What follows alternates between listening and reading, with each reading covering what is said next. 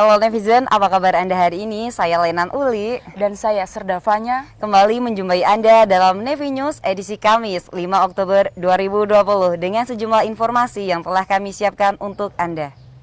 Lenan Uli, saat ini kita sedang berada di mana ini ya, Let? Nah, Fanya, saat ini kita sudah berada di Pura Adesaka Dharma. Pura ini merupakan tempat untuk beribadah bagi prajurit TNI Angkatan Laut yang beragama Hindu. Wah, berarti prajurit yang beragama Hindu sudah dapat melaksanakan ibadah setiap saat di pura ini ya, Let?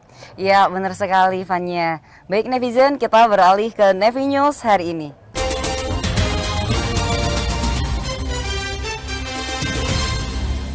Berita pertama datang dari Markas Besar TNI Angkatan Laut, Cilangkap, Jakarta Timur, dalam rangka menjalin silaturahmi dan kerjasama antara TNI Angkatan Laut dengan Kementerian Pekerjaan Umum dan Perumahan Rakyat Republik Indonesia. Kepala Staf Angkatan Laut Laksamana TNI Yudo Margono melaksanakan courtesy call ke Menteri Pekerjaan Umum dan Perumahan Rakyat.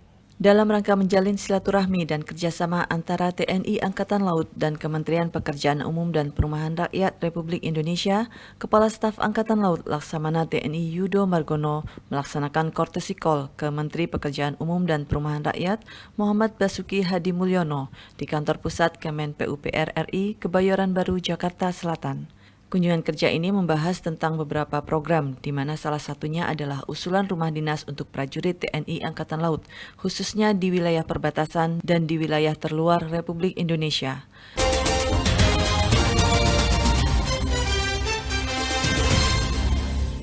Berita selanjutnya dari Seskoal, menjelang akhir pendidikan PASIS di Krek Seskoal Angkatan ke-58, menyelenggarakan seminar akhir PASIS secara online. Menjelang akhir pendidikan, perwira siswa pendidikan reguler Sekolah Staf dan Komando TNI Angkatan Laut Angkatan ke-58 menyelenggarakan seminar akhir PASIS secara online di Auditorium Yos Sudarso Seskoal, Cipulir, Jakarta Selatan.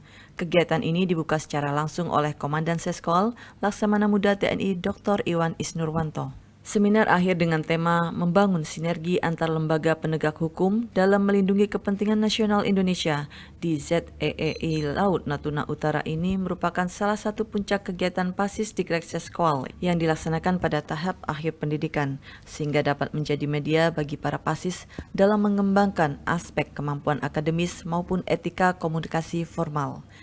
Melalui seminar ini diharapkan melahirkan suatu gagasan sebagai suatu solusi akademik, khususnya terkait sinergi antar lembaga penegak hukum dalam melindungi kepentingan nasional Indonesia di ZEEI Laut Natuna Utara.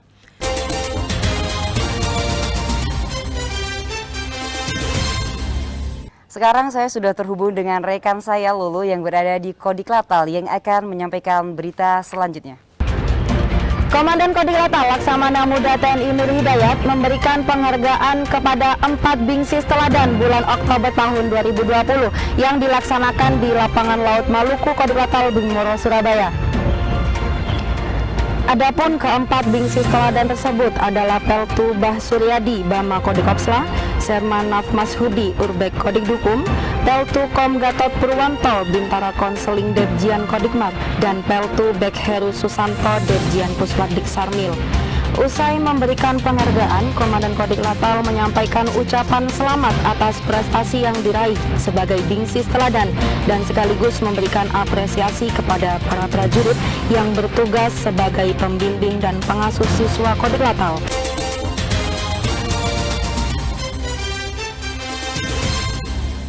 Berita selanjutnya, guna jalin silaturahmi Gubernur Akademi Angkatan Laut tatap muka dengan anggota cabang berdiri sendiri Jalas Nasri Akademi Angkatan Laut.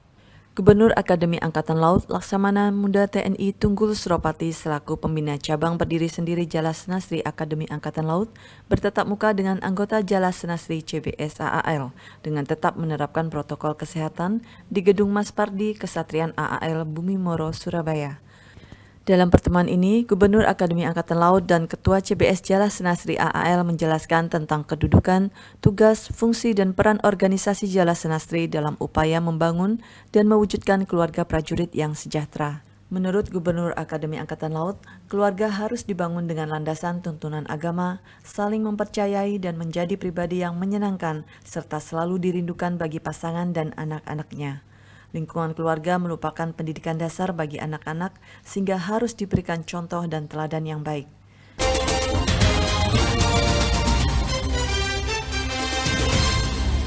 Kapal Angkatan Laut Weling melaksanakan pemeriksaan terhadap KM Lintas Bahari Indonesia di perairan Tanjung Sulamu, Kupang, Nusa Tenggara Timur, yang diduga membawa kayu di mana dokumen yang ada tidak sesuai dengan ketentuan.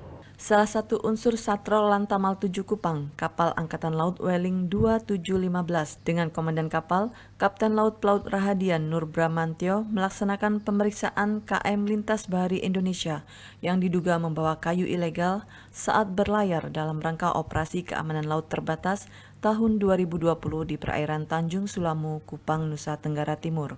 Dari hasil pemeriksaan, diduga dokumen muatan kayu tidak sesuai dengan ketentuan yang melanggar pasal 50 ayat 3 junto pasal 78 ayat 7 Undang-Undang Nomor 41 Tahun 1999 tentang Kehutanan, junto pasal 16 Undang-Undang Nomor 18 Tahun 2013 tentang Pencegahan dan Pemberantasan Pengerusakan Hutan. Selanjutnya, kapal KM Lintas Bahari Indonesia diizinkan melanjutkan pelayaran untuk sandar di Pelabuhan Tenau, Kupang dalam rangka menurunkan penumpang dan muatan kayu untuk dibawa ke Mako Lantamal 7 Kupang serta penahanan dokumen manifest kapal dan nota angkut kayu guna penyelidikan lebih lanjut.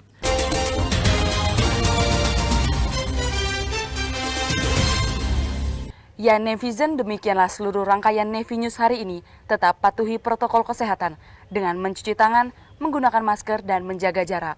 Tetaplah berada di rumah apabila tidak ada keperluan yang mendesak. Saya Letnan Uli Dan saya Serdavanya, beserta redaksi yang bertugas pamit undur diri.